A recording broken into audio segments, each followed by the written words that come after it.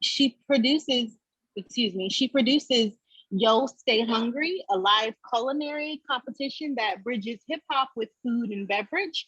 And she's the co-owner of Most Incredible Studio, which celebrates which celebrates and commemorates the artists and moments that continue to elevate and define hip hop culture.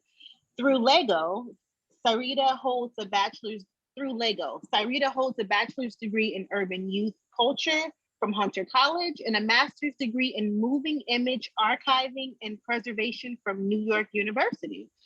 A native New Yorker, Syreeta is based in Queens, New York. So with that said, I just want to go ahead and introduce Syreeta. And, Syreeta, if you could just tell us a little bit about yourself and what inspired you to create the Gates Reserve. For sure. I'm going to tap all the way in. Again, my name is Syreeta Gates. And first, I'd like to say thank you. Y'all could have been anywhere in the world, literally, but you're rocking with us, and we definitely appreciate it. Well, I just want to share, I know y'all are working on the theme around storytelling, and I absolutely have all of the stories to share with you all, especially my journey of hopping in and out of a variety of different industries. And so I guess I'll start with the beginning. I had graduated from high school. I thought I was going to be a chef. I went to City Tech because my grandmother told me the CUNY system was the best system in the world. And of course, you got to listen to what your grandmother says. So I go to City Tech. And a year later, I have decided to drop out of college, and I got kicked out of college at the exact same time. That is a whole nother story. But it was from that I saw some young people who looked like us on polo.com. And at that time, all I wore was Ralph Lauren. I could tell you about every brand. I could tell you about Blue Label, Black Label, Purple Label. Yeah, throw your L's up, all the low lives coming out of Brooklyn. But I loved everything about Ralph Lauren. So when I saw those young people on polo.com, I was like, I gotta get down. Like, I don't know what this is, but I absolutely need to be a part of it. So I just called Polo. Super random. I didn't know what I was asking for in particular, but I was like, the worst that they can say to me is like, no, right? So I called Polo. They connected me with a few people who connected me to the head of corporate responsibility at the time, a guy named Oscar Cohen, who happened to be Ralph's best friend. And then Oscar connected me with this dude, Devon Bradley. And Devon was like, you ready to change the world? And I'm like, I didn't sign up for changing the world. I wanted to get fly. You know what I'm saying? I wanted to do something around fashion. And so inside of that, I speak with Devon. He's talking about doing these community service projects. And I'm like, okay, I'm cool with that if it'll get me over here. Long story super short, I ended up creating some really amazing community service projects. I wanted to essentially bridge the thing that I loved at the time, which was graffiti, with doing really cool things around the neighborhood. So we did that, and simultaneously, I had did a program called the Polo Fashion Business School, in which it took me over we met with every executive, from taking an idea from inception to implementation in the store. So we met with head of marketing, we met with head of advertising, head of merchandising, head of design, head of corporate responsibility, head of legal, all the things that you don't even consider when you're buying your Fashion Nova fit, right? The things that you don't think about like at all. And so my goal there was like 2 or 3 things. One, I was like, how can I move through the space in which people will remember me? 2, we were broken up into teams, and the team that won got their jacket produced and distributed. So I was like, my team is winning, duh. And 3, how can I leverage this opportunity in the most amazing way, right? Like, if I'm not gonna go to school right now, like I gotta do something lit, right? And so that was essentially the goal, and that's what I was able to do during my time at Polo as a teenager. I would ask all of the executives about stuff that had nothing to do with work. Tell me about your dog, tell me about your kids, tell me about the things that you actually love in the world, because everybody doesn't love their job. And I knew that would set me apart from everybody else. 2, because I was already hip to like Ralph Lauren Rugby, Black Label, Blue Label, Purple Label, like because I was extremely familiar with the brand, the team that I was on, I was like, oh, like if I'm not mistaken, the jacket that we had created was the first jacket to have, no, it was the first item to have the big pony. I think the year later is when Ralph started doing the big pony specifically with the US Open. So we had like the big pony, we had limited edition on the front, we had the logo on the back. It was super fire. So we ended up creating that. And lastly, at the end of the program, when we were doing our presentation in front of like the whole company and Ralph offered me a job. And I was like, I did not expect this. Like I was not here for a job by any means. But it was great to see that they understood that I knew the culture of the organization. So that's kind of like where the game begun for me. It allowed me to be in fashion. It allowed me to be in this world of graffiti. If you see my handwriting, I definitely write like I'm a graffiti artist. My handwriting is nuts. But it allowed me to be in that space as well. And over my time thus far, I've just been able to like hop in and out of industry. So while I wasn't in school, my mother made it very clear. I don't know about your parents or your guardians or whoever is holding you down. My mother was like, listen, you got to figure it out, sis. You cannot be chilling in my house on the couch. That's not happening ever in this life or the next. So I was like, all right, cool. I think during that time I had did a program called Public Allies. I had did like a magazine. I was doing like a radio show, anything that I was interested in. And then I just found other ways to make money. So with my experience with Javon and him saying, do you want to change the world? I had learned how to run programming. And so I was also like 19, making $100 an hour to run programming for my peers, which was amazing. I was like, I could do this forever. I could go get me some Louis sneaker water bills. Crazy. I had no responsibility, so I was like blowing this $100 on like everything you could possibly imagine. And yeah, and I ended up doing a few things, and then I think maybe around 2008 or 9, I was like, okay, I've done some life stuff. I can go back to school. Let's see what school is giving. But I was very clear. I didn't want to get like a traditional degree, right? And no disrespect to anybody who's interested in attaining a degree that's already created. But I was like, if I'm already moving through the world like this, let's just keep the same energy with the degree that I'm going to get. So I Googled, I'm queen of Google. I'm Googling everything. I Googled to see if there was any way that you could create your own major. And so I found two institutions in New York that did it. NYU, Gallatin, who has $1 million to go to NYU? No one. So that was out of here. And then I found out that CUNY had a program. So I was like, bet, it's in alignment with what my grandmother was talking about. I know how CUNY works. And more importantly, I had told my mother when I dropped out of school the first time, sis, you never have to worry about paying for me to go to school ever again. And I wanted to keep up with my word. In CUNY, I was able to do that. And so when I decided to go back to school, I created a major called Urban Youth Culture. I wanted to take urban cities, also folks that look like us on the call. I wanted to focus on like that youth. I was working with young people at the time. I was a whole youth, so that added up. And culture, we create culture all of the time in our language, how we wrap our hair, how we talk, all of that. And so I was like, if anybody's going to be an expert in urban youth culture, it should absolutely be me. And so to be super transparent, the only reason that I went and got a degree was because I was like, oh, I could charge significantly more than what I'm already charging people. So I just got a degree to run it up. And then outside of that, I continued to do what I was interested in, right? So I think during that time, I had wrote a book called Just Because around social entrepreneurship in the millennial generation, because I was doing like a bunch of like nonprofit work, and community service projects. I had then created a company called Yo Stay Hungry, in which we bridge hip hop with food and beverage. We were taking like young people, also who look like us, partnering them with chef coaches, chefs that have like 5 Michelin stars, have been on Chopped, et cetera, et cetera. We'll give them a hip hop lyric such as Biggie Smalls, a T-bone steak, cheese, eggs, and what is great. and we let them cook that in front of a live audience and a panel of judges. So I had done that. And then over time, I was like, what does it look like to put everything in one space, put everything in a hub? And so that was kind of like the introduction to creating the Gates Preserve. The Gates Preserve is a multimedia experience company committed to archiving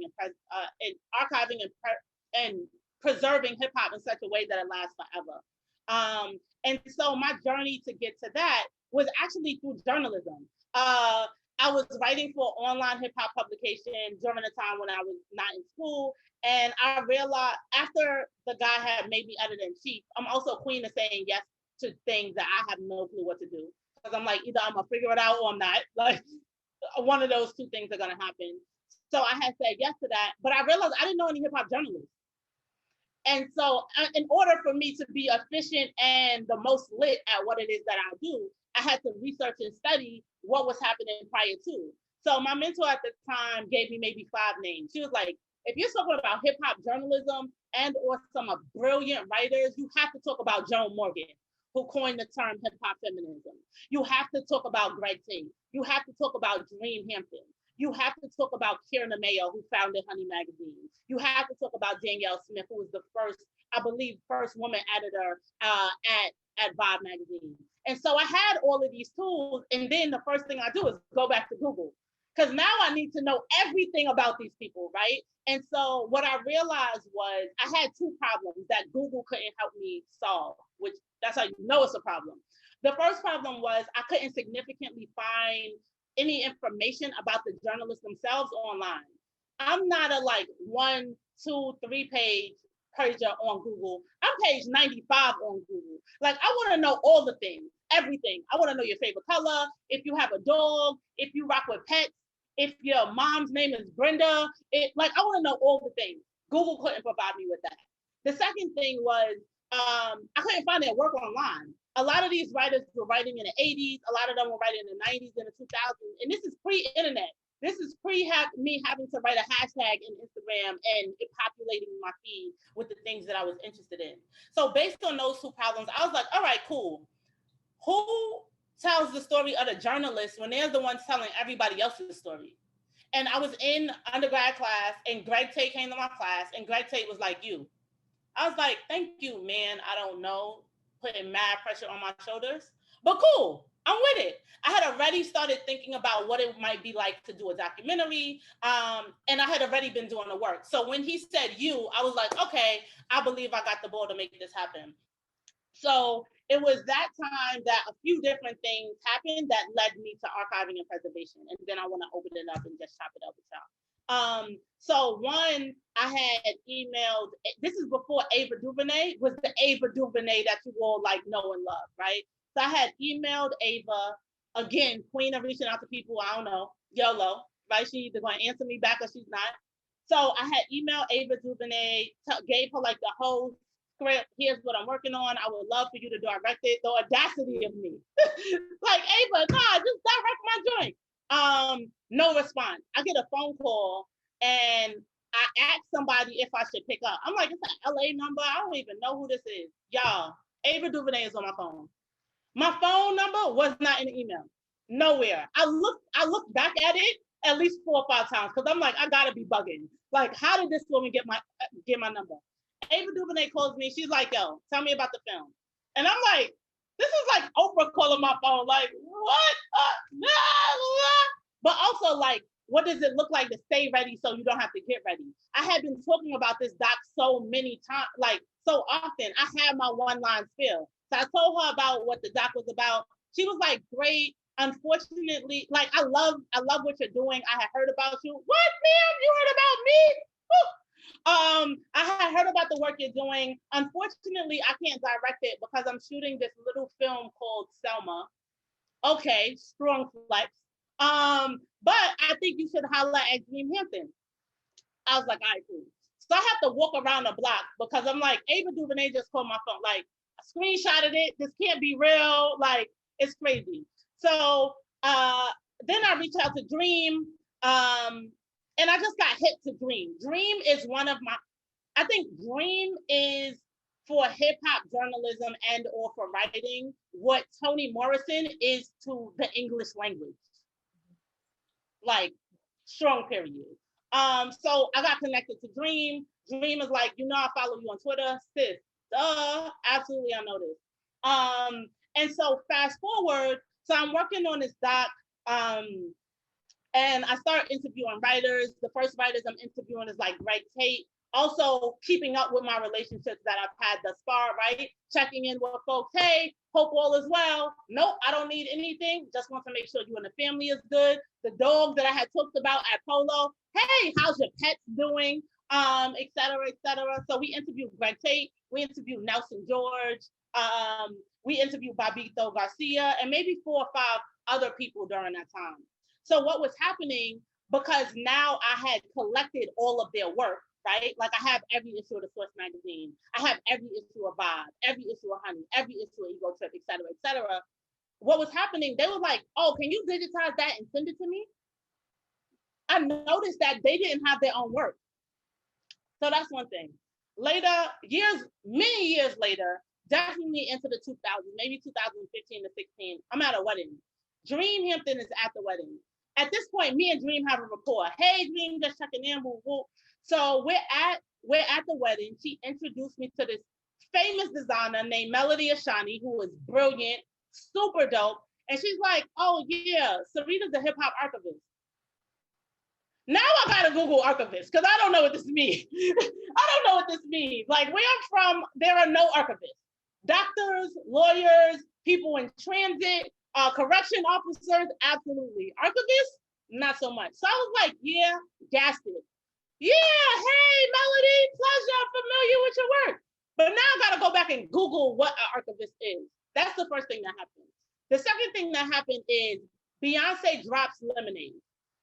And all of the answers, I believe, are in the credits of films and in the acknowledgments of books. And so while watching the credits, because like everybody else, world stopped, my world stopped as well. And while watching the credits of Lemonade, I found that Beyonce had an archivist. I was like, I want to do that for rappers. Because now I do know what an archivist is, right? So that led me to going to NYU. So I'm like, let me just, if I'm going to go back to school again, I want to be very clear why I'm going to school. One, I wanted to meet Britton, who was Beyonce. She founded Beyonce's archivist. I mean, she founded Beyonce's archive at the time. And two, I was like, I just want to connect with other archivists and learn the skill. Went to NYU, got that in the first semester. By the second semester, I had already went to LA to meet Britton. Britton is the big homie now, right? So I'm like, okay, don't really need to finish school, but I'm gonna rock out. And it was during that time that I got even more clear around what I want the Gates Preserve to do, right? And so in this moment, we really focus on 3 things. We focus on experiences, and that might be that live or online. The live experience looks like Yo Stay Hungry, the culinary competition I was telling y'all about. The online experiences look like, we did an event earlier this year called To Mary with Love. Mary J. Blige is my favorite, period, bar none. And so she was turning 50, and I was like, yo, I hit some of my homegirls, Tarana Burke, Yaba Blay, Karen Good Marable, and I was like, yo, let's do an online celebration for Mary J. Blige while we are currently in a Pizza Hut and we can't go outside. So we did it. It was amazing. We had voicemails from like the Clark sisters and Nas and Nia Long and Gabrielle Union and a bunch of other brilliant people. We wrote some articles. We did some love letters, and we did a boot archive. If you know anything about Mary J. Blige, no one in this life or the next is touching her boot game. Like it's nuts. And so what we did was we curated an archive around 500 different photos that she had that she's wearing different boots. So at this point, I could tell you in 2008 what boot Mary wore the most and what brand it is and what the size heel is, et cetera, et cetera. The goal was really to collect a lot of metadata. So that's like the online experience in relation to the live experience. So that's the experiences. Then media, my friends were interested in creating films, and I'm just with it all the time. I was like, all right, let's do some film. So we had released a short film called LOVE around the 20th anniversary of the Miseducation of Lauryn Hill. We have released a short called Young Schomburg that focuses on my journey in relation to archiving. We are releasing, well, last year we released another short called Through the Wire. This year we're releasing another short called But Tomorrow. And that the doc that I've been working on for 1,000 years will be out next year. And yeah, so that's the media portion. But what makes our media different from a lot of other people who are producing content? All of our stuff is sourced from our archive. So the reason we're creating a film in 1984 is because we have a lot of stuff in the archive, ephemera, documents, etc., that's representative of 1984, etc. And then the last component of the Gates Preserve is the archive. We're committed to not only supporting people with creating their own legacies and creating their own narratives, but more importantly, how can they monetize their own collections, right? And so I'm grateful that some of our clients, a video music box with Ralph McDaniels, Misa Hilton, super brilliant style. Like if you ever saw Little Kim in a purple pasty, Misa is responsible for it. If you also seen City Girls Circulator video, Misa is responsible for styling that as well. So those are just like two of our clients that I'm really grateful that they're like, listen, we know you get it. We know you are committed to us making paper off of our archive, but more importantly, reimagining and shaping their own narratives. And yeah, and so that's kind of like the work that we've been cooking over the last few years. And so yeah, I would love to stop running my mouth at this point. Yeah, question. Well, Oh yeah, there's a few things I want to say. One, I think it's very serendipitous that you met a person like Divine at a young age. I know Divine. If anybody's going to tell you to pursue your dreams, forget about it. It's Divine, right? Yep. So on the heels of that, since we have people here who are, you know, probably in the thick of even trying to conceptualize a dream, talk a little bit about how you can bridge all of your different passions, and when you first began to see how you can bridge the art world into hip hop, and then your cooking. Like these are all three different walks of life, so to speak, but you've found a way to bring them together. So a lot of times people have like so many ideas, they have multiple ideas, and they don't necessarily know how to make them work cohesively, but you seem to master that. So if you could just talk a little bit about that for the people who have, you know, a lot of ideas, but don't necessarily know how to put them to work, so to speak. For sure. One, I think you don't have to do everything at the same time. One. Two, pick one. Pick anyone to start with. I started with graffiti because I had to do a community service project anyway. And I'm like, it's mad walls around the way. The walls look crazy. Let's put some paint on the wall. And so inside of that, what I realized is super important. You can get money or you can have relationships. And at that time, I didn't have a lot of money. And so, but I did have relationships. So one of the first community service projects that I did, I think they painted over it now, but it was a big mural in Canarsie, I think on Avenue L and 92nd Street. It was on the corner of a Seatown. And the wall, when I say the wall is huge, it's huge. The wall was ridiculous. I only got $50 worth of spray paint. If you know how spray paint is like $8 a can. I only got 5 cans, right? I wasn't doing much with this wall, but because I had the relationships, I was already interested in graffiti. I was trying to figure out where are they gathering at, and I would show up to those places and just meet people. I also hate networking. What might not seem true is I actually am an introvert. If I could not talk to anybody, absolutely cool with not talking to people. But I also know how to do this, and because I know how to do this, people assume that I'm an extrovert. But it was super helpful just meeting people, right? Like, hey, and I usually just start with gratitude. Hey, my name is Syreeta Gates. I love the X thing that you did. I appreciate it. Keep it light, keep it simple, and then I probably will follow up at a later date. So how I actually did all of these projects was figuring out who had the relationship to get to the thing that I need. And so how like Yo Stay Hungry happened, I was rocking in a school. It was August Martin High School in Queens, and they happened to have they had a culinary institute. So I was like, hip hop, beef, competition, let's do a competition. Like, you know what I'm saying? Like that just made sense for me. And I had the school pay for everything. In relation to the mural, I only had 4 cans, but because I said y'all could come, the artists, y'all could come and rock and put out whatever it is that y'all want, they bought their own paint. They bought their own supplies. And we did it that way. I also did another project called Operation Skittles, also at August Martin High School. I worked with maybe 30 young people intimately, and then overall the larger school. But my young people bought 300 graffiti artists to paint their entire school. And it was one school. It wasn't like a school that was chopped up into 5 different schools. So we had a basement, first floor, second floor, third floor, and all of the hallways that they bought some legendary graffiti artists to paint. But that also went back to my relationship with doing it as a teenager, right? Like a lot of the artists, we partner with Mirce and Marie from 5 Points. But a lot of the artists who I had relationships with ended up coming to rock on this project. So all I could say, if you are interested in creating a thing, do the thing and don't stress out over what the results might be. I would do murals significantly different now than I did my first one. But it's just about getting that first one under your belt. When I was running a magazine, I didn't know what I was doing, but I did the first one.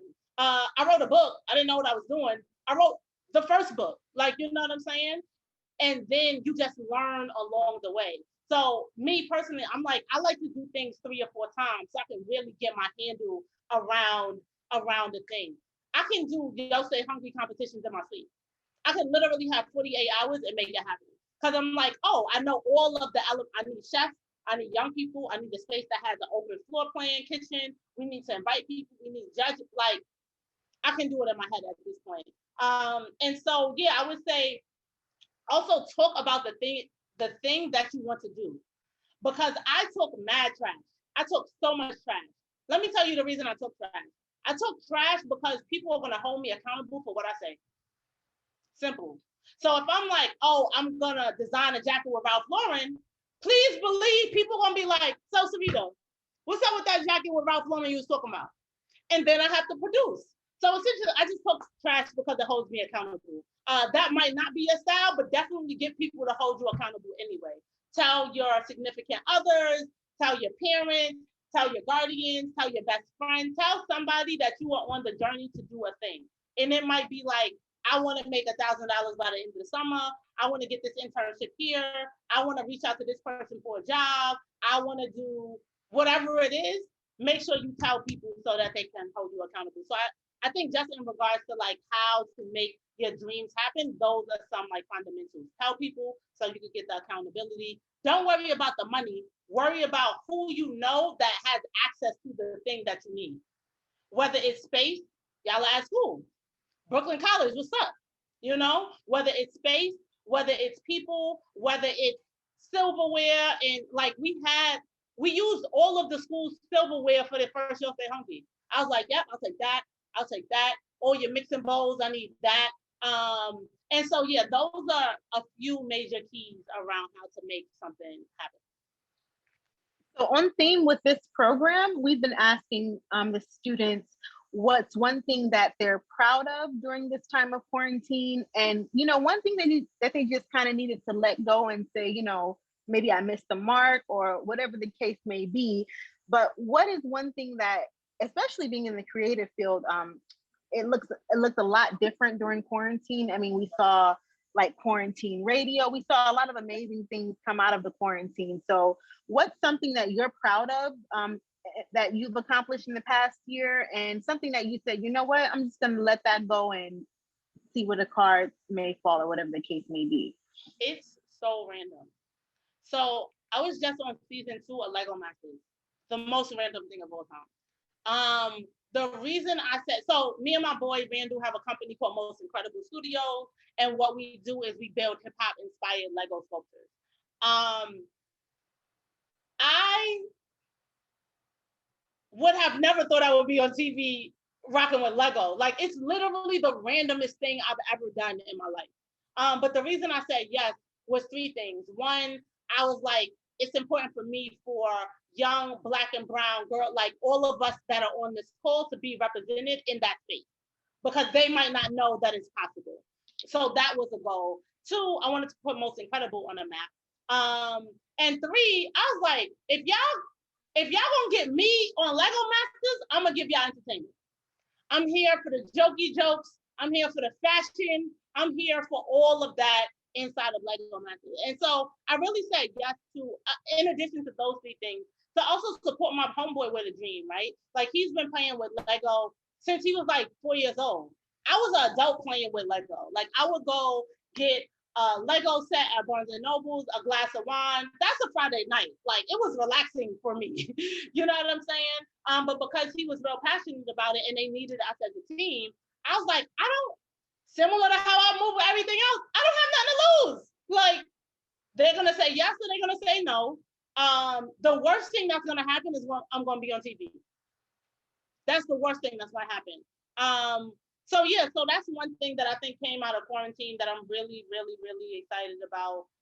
But a lot of things happen. We just when's quarantine? Are we still in quarantine? Like, how do I add this up? When was quarantine last year?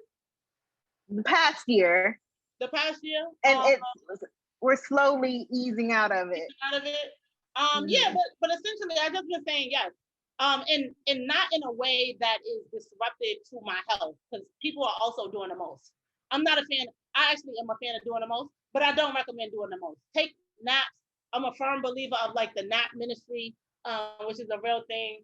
Take hella naps, drink water, green vegetables, work out, do all of those things. So I just been doing things in when it adds up. So yeah, we did the Lego Master thing earlier this year. We just released a board book with Yo Stay Hungry. Y'all will be the first group I show it to. It's called Everybody Eats. It's like a children's, like a toddler book around hip hop lyrics and food. So I don't know what that says, but the first one, Cardi B, I got a baby, I need cheese for my eggs. So we did this. We also just dropped a book for Most Incredible if you were interested in creating your own Lego sculptures. And we've been cooking a few other things. So, but I've been taking naps and playing The Sims. I love playing The Sims. Outside of Lego, The Sims is where it's at for me. I'm like, I could play that all day and have no problem. Like, I didn't have to talk to people. It was great. So that's what I've been cooking. Alrighty, I'm going to get into some rapid fire questions, but before I do that, I want to ask you one more question about you. Yep. What would you like your legacy to be after it's all said and done? About, what is Syreeta Gates' legacy ideally? What would that look like to you? Yeah, legacy looks like ensuring that people of color's archive is preserved in such a way that it lasts forever. Legacy for me looks like, hopefully my name will be on a building somewhere. Legacy for me looks like supporting millions of people with fulfilling on their dreams. Legacy for me looks like being a woman of integrity. Legacy looks like putting my family on a map. Oftentimes when I'm speaking, I mention my grandmother, Jessie Mae Jones Doherty, whole name. I mention my mother, Brenda Annette Gates, whole name. And so and she created some really amazing things that changed the game. Like, I think how I'm often looking at the reason I'm able to be in so many different industries, whether it's culinary, toys, fashion, archiving, etc., is because my foundation is really hip hop, right? So I'm like hip hop and archiving and preservation, hip hop and culinary arts. Fashion was kind of like by itself, but hip hop and graffiti. So that's why everything that I do adds up for me. And I just want people to be like, yo, she was authentic. She kept it 100, whether she was in board meetings and she was raising millions of dollars, and when she's talking to young people, it's the same energy across the board. So those are some of the things that I would like for my legacy to be. And then I hope my kids are great, all of that good stuff. Kids great, family great, all of that. Amazing. All right, so let's get into some fun rapid fire questions here. First one, top 5, dead or alive? That's too much pressure. Why would you say that to me? Oh my God. You built for this. Poe, It's gotta be Jay-Z. Hove. I want to say Nicki for real. Okay. Nicki, Lauren, Andre 3000, and Nas. Okay. Awesome. Dang, I Awesome. don't have Biggie on the list. I feel crazy. We do a Biggie day every year. Oh God, this is why you can't do top fives because you're gonna end up missing somebody. I know, right? I know, right? It's not even a fair question at It's this not point. at all. It's really not. It's gotta be top 10 that are alive, like at It this has point to in the be. game, Like right? I didn't get to put Nipsey in there. Like, come on, I'm failing. 5 is not enough. So you're right. That's not even fair. So we're gonna give you those extra ones. Thank you. I appreciate it. Okay. Favorite art piece? Favorite art piece? Yes. Interesting. That's a great question. I'm like, I have an apartment in New York, and I'm about to get another one. So I'm like looking around right now. If you see me, I'm like, what's it? Favorite art piece? Dag, I don't know. I'm torn. Did y'all see that episode of Insecure when Lawrence is like, I'm torn? How about artists? Favorite artist? Also a struggle. Famu Piku is amazing. Hebrew Brantley out of Chicago is phenomenal. I'm thinking of like who else? Jeanette Beckman, photographer who took the woman in 1988 photo. Dang, this is so much pressure. Adrian Frank, Jamel Shabazz. I could do this all day. Right, right. I got it. Okay. That's a few folks. Favorite hip hop album? Come on, this is disrespectful. Like, I don't know. I mean, I listen to like I want to say like Jay-Z, Reasonable Doubt, but I feel like that's too easy. So I'm gonna name like my favorite R&B album. Oh, I don't even know if I should name it. It's crazy. It's crazy. What is it? What is it? It's Jasmine Sullivan Hotels. It's phenomenal. What is it? Sullivan's new album. I haven't heard Hotels. It's crazy. Don't worry about that. Okay. Also, okay. Al Green. I'm playing Al Green on repeat. I'm playing Anita Baker on repeat on Always, Isley Brothers, Necessary. Patti LaBelle, Aretha Franklin. If you want to talk to me about that, I could give you. He'll be here forever with all that good stuff. Best hip hop memory. Oh, heck, that's hard too. But I'm gonna give my first memory. So maybe when I was like 8 or 9, I was probably younger than that. I remember being at my grandmother's house waiting for my uncle and my big cousin to come home. So my grandmother lives in St. Albans, home of Tribe Called Quest. And so I hear my uncle has an SC400 cream Lexus at the time. And I hear it's the Jeeps. The Lex Coops, the Beamers, in the band. Infamous Lost Boys song. Who are also from Queens. So my uncle walks in the house and he has on a gold and black Versace silk shirt with the matching shades. And my cousin has on a DKNY bodysuit. And I'm like, I don't know what is happening. But I need to be down. So for me, it was more so the fashion and the music, right? And so that was like my introduction to Misa Hilton. That was my introduction to like Groovy Lou. That was my introduction. Dapper Dan, April Walker, June Ambrose, like Sybil also. Like that, the fashion got me in hip hop. And I was like, I don't know what this is, but I want to be down forever. People don't even know Groove. And like you said, it's like so much behind the scenes. Yeah. Like so many people that have made it happen. Responsible for putting Biggie Smalls in a Coogee sweater. Like, come on. Yeah. Come on. He didn't have to do nothing else after that. Right. That's it. That's the staple. That's a staple. That's a fact. So the final rapid fire question before we get into some Q&A, what does hip hop mean to you? I think hip hop is just really a reflection. I'm not gonna say small, but one important piece in Black and Brown culture. Hip hop is a reflection of my uncles from Puerto Rico and my aunties from Brownsville, Brooklyn. Hip hop is a reflection of all of your favorite foods. Hip hop is, for me, hip hop is really just what's possible, right? And me being activated to create what's missing in the culture. So those are some of the things that hip hop means to me. Amazing, amazing. All right, everybody, we're gonna get into some Q&A right now. If you could just raise your hand in the chat and I'll call on you.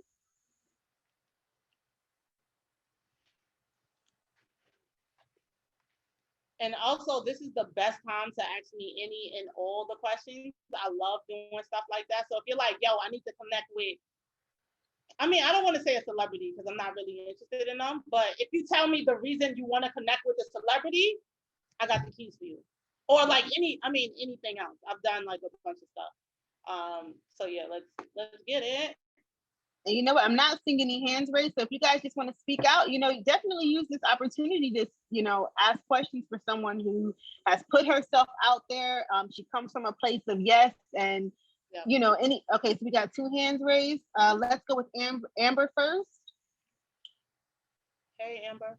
Hi. I was just gonna ask, like, cause when she asked like your favorite top 5, like dead or alive, my screen had frozen completely, and I heard Jay Scott and Nikki. So I was just wondering if you can add on to it like a couple more. Like, I just kind of was curious because like the screen kind of froze, and I was like, oh wait, I heard nothing. Oh, LOL. I was saying that question stresses me out. But the top 5 at this point is not really a top 5 list. It's probably like a top 15. But it has Nas up there. It has Jay-Z. It has Nicki Minaj. It has Lauryn Hill. It has Andre 3000. It has Biggie Smalls. Nip, I will put Nip up there. Did I say Nas? You did say Nas. The Queens folks. Queens get the money. So yeah, that's my top whatever number I just listed. All right, Christy. Hi, good afternoon. Hey, thank you so much for your time. Thank you. So obviously you are a very successful and talented person. Do you, if at all, deal with imposter syndrome? And how do you manage that while still being motivated? What are your pronouns? She, they. Okay. Girl, I fake it till I make it all the time. Like when I say all the time, I'm like, the worst thing that I'm also thinking like, what's the worst thing that's gonna happen if I don't do a thing, right? So it's like, if I don't reach out, the worst thing that's gonna happen is I don't have the information that I need. If I don't go speak to this person, the worst thing that's gonna happen is I'm not gonna build the relationship that I want. None of that is large enough for me to not do it. So I deal with imposter syndrome all the time. This is hella random. Earlier this year, a good friend of mine had a birthday party. If I on Zoom, and this is not like this is a stunt a little bit, but I was just like, why am I here? Like, why am I here? So the people that were on the Zoom is DJ Khaled, it's Fat Joe, it's like a head of marketing or something in Netflix, it's Just Blaze, it's D Nice, and it's Jay-Z. Why am I here?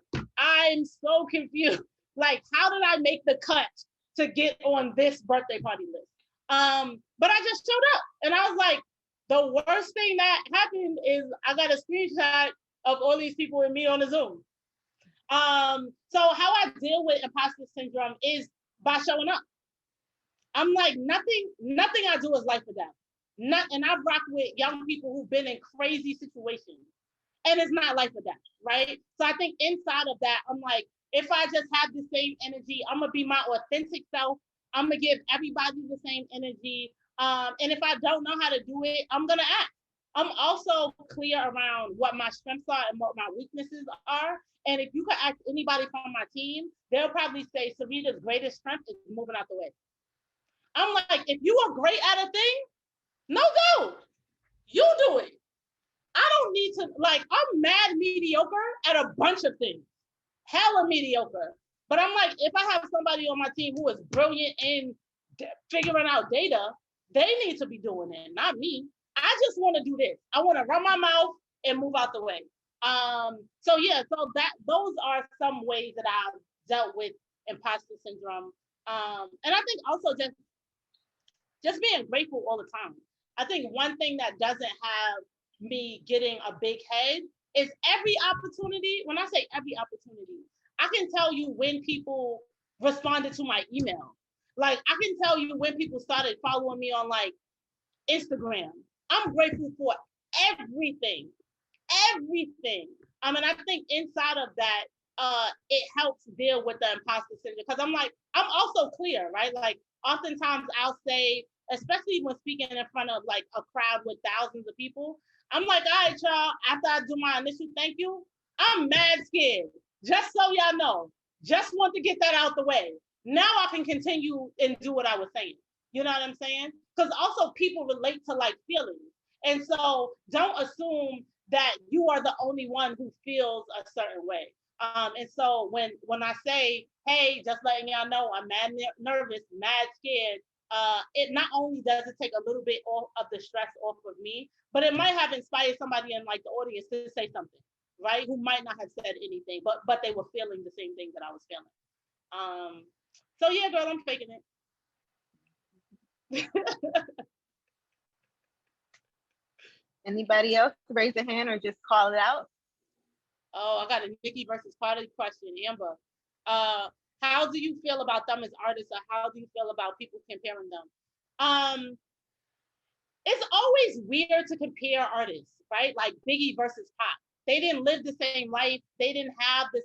Like the commonality is that both of them were murdered, unfortunately. And I think comparing artists is always tricky, right? Because even for Nicki would be like all of y'all are my sons, but if they're your sons, they're Little Kim's grandkids.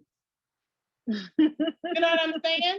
So you can't really compare artists. What I can share what I like about Nicki and what I like about Cardi. I love that Cardi is full of gratitude. Like when Cardi came out, Cardi was thanking everybody on Instagram. Thank you to them 5 interns who steamed my gown. Thank you to the man who held the door when I was going in to get the BET Award. She was like full of gratitude. And I love that about Cardi. What I love about Nicki is just fire. And Nicki knows she fire. And it's just like a level of confidence that Nicki has that I think is like amazing and necessary. But I don't think you get a Cardi without a Nicki, right? Just like you don't get a Nicki without a Kim or a Foxy. And you could go on and on and on and on. So I'm definitely not about comparing them by any means. I think there is more than enough space for Nicki to exist in the world and for Cardi to exist in the world. Outside of motorsport, I would love to hear them actually on a track together. I think that'd be fire. But yeah, that's how I feel about them as artists. And I can't wait for Cardi's next album. I love that they're both like reimagining what it looks like to be in rap as women. Both of them have kids. Like, you know what I'm saying? Like both of them are married. What does that look like? So yeah, that's how I feel about Nicki and Cardi. Any more hands in the chat? Any more questions? I had a quick question. Do you have any advice on like networking, especially with people who are like in higher positions than you are, and how you can like make that relation when you're not really like in their circle? My favorite question. Absolutely. One, again, do your Googles. If you are going to reach out to somebody, know almost as much information about them as they know about them. So that's the first thing. 1, 2, find their email. Find their email. If you're on Instagram, look who you might have friends in common. Figure out what that might mean, and always reach out. Here's the major key though. In your email, you want to have 2 things. 1, gratitude. Always start with gratitude. I appreciate that you did. It changed A, B, C, D from E for me. Second, which actually doesn't happen often, ask how you can be of service. Ask how you can help them. Nobody is asking them that. People are inside of DMs. People are inside of text messages. People are inside of emails saying, oh, I need you to support me with But if you go to the person's website and their website is mad old and you just happen to know how to do websites. Yo, can I just update your website for you? Because when you're always of service, 1, you never ever have to go looking for a job, right? Like people have reached out to me to give me money in the randomest spaces. Like film. This is before I was doing film. Writing, I'm like, I'm not a writer. Yeah, I've gotten money in so many different ways, but all of them are in alignment with how I've asked that I can be of service. Like I have like my homeboy doing a bunch of like we did the website. When I say we, it's always the team, but the Gates Preserve did the website for, I'm gonna throw in the chat. We did the website for To Marry with Love, right? I gave my homeboy 5 gigs, $5,000 gigs for this website. Like, you know what I'm saying? So yeah, major keys. That's how you can be of service, gratitude, and don't be afraid to follow up. If you email them and they didn't respond to you, hit them back next week. Hey, I hope all is well, just checking in. I don't know if you had time to look at my email, just reiterating that again. People are also busy, right? So you want to be mindful of that, but I keep my foot on people's neck. If you haven't responded to me for 5 weeks, I'm hollering at you every week. Because also you have nothing to lose, right? The worst thing that's going to happen has already happened. They didn't respond. Okay, cool. Now, like, what can you do so that they will respond? And so you can either show that in your work, and or you can put the pressure on via email. Also show it in your work, though. That's important. The work gotta work. Thank you. All right. No problem. I think we have time for 1 or 2 more questions. So let's pull 2 out if we can.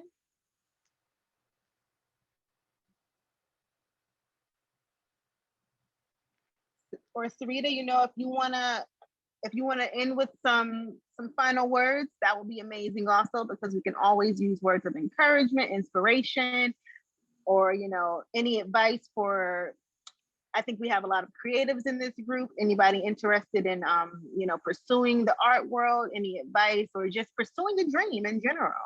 Yeah, for sure. I would say something that one of my mentors shared that is bar none, probably top 5 best advice I've ever gotten. Do the work. Nothing substitutes for doing the work. The reason I can hop in a variety of lanes is because I've also proven that I can do something. Like I say, I want to do a magazine. Here, I say I want to write a book. Here, I say I want to connect with Dream Hampton. Here are the receipts. And I think that is, there's no substitute for it. Also, for those who might be on the call who don't want to share in this moment, I have a story for that. So it's this woman, I think she might still be in PR. Her name is Terry Williams. She was doing PR for like Eddie Murphy, Jaheim, like her roster was crazy. I had met her, I was in Girl Scouts in high school. Blame my mother. I was not excited about that by any means. Shout out to Troop 4243. But I had went to an event in which Terry was there. So I have an attitude. I'm not really trying to talk to anyone. This is before like the polo days, right? So I'm like, it's super raw over there. So I have an attitude, not really trying to talk to anybody. So I'm listening to what she says. I probably got my arms tied up, like I'm being ridiculous. After I go up to her, I'm like, yo, thank you for coming to speak to us. Can I have your email? I emailed her and I was like, Terry, I just want to say I really appreciated what you were saying. I had like a stomach ache that day. I was really not interested in talking, but I would love if I can come to your office or if I could speak to you on the phone for 10 minutes. I would love to share what I've been up to in relation to what you're saying. Terry Williams has been sending me stuff for the last 20 years. 20 years. 20. And it happened because I had an attitude. Like, you know, it happened because I didn't talk in that moment. But that follow-up is what's important. Being transparent was what's important. And just like checking in with her over time. Hey, Terry, I hope all is well. Let me know if you're working on anything that I can support with. 20 years. Like, I often find that the relationships in which you can be your like most authentic self are the ones that don't feel like work, right? Like I talk to I don't even call them clients, our partners, like how I'm talking to y'all right now. Nothing different. I've literally been in boardrooms when there were millions of dollars on the table, and I come in looking like I'm going to my first day of high school. Like, you know, like it's the same energy. And so yeah, just a note for anybody who might be on the call who's not interested in saying anything right now. But I guess a closing thing. You all have everything that you need right now. Everything that you need. And it might feel like that is not the case. It might be like, girl, I'm eating oodles and noodles. I've eaten them for the last 5 days. I'm not interested in oodles and noodles anymore. You know what I'm saying? It might be like, I'm working on a project. I don't have the money to fulfill that project. I'm trying to get out of this situation. You have everything you need right now. The oodles and noodles situation, it might be calling a friend and asking them for peanut butter and jelly sandwich. It like for if you're working on a project, you are one person away from having your event secured, from having your project completely funded. If you are going through a situation with somebody right now, consider what it might look like to practice patience, or to practice something that you don't normally practice. So I guess I would leave on that note. It is hard to remember that you have everything you need, right? Sometimes it's mad frustrating. It's like, I just need this 100,000 right now. But sometimes the universe is like, yo, hurry up and wait though. And so you have to move accordingly. But I am a firm believer. I think also dealing with imposter syndrome, like, okay, what does it look like for me to believe that I have everything I need? And once you like start talking that talk to like the universe, like, I have everything. You're gonna get rained on in abundance. And so that's kind of like the space that you want to be in on a regular basis. And so yeah, be great. Live in a space of gratitude. Don't be afraid to do the work. It's fine faking it until you make it. Even when you make it, you're gonna be faking it still. And yeah, just do things that you love and you believe in, whether it comes with money or doesn't. And I'll close in agreement with you by saying that abundance is having everything that you need in that moment. So you're absolutely right. Syreeta, I'm so glad to have met you, even if it's in this online space. This was an amazing experience.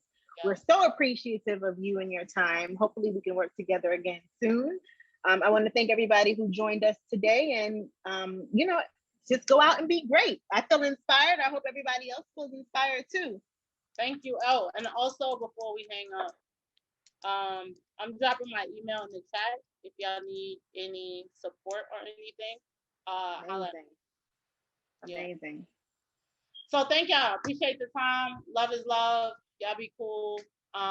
Thank you for the opportunity. Appreciate it.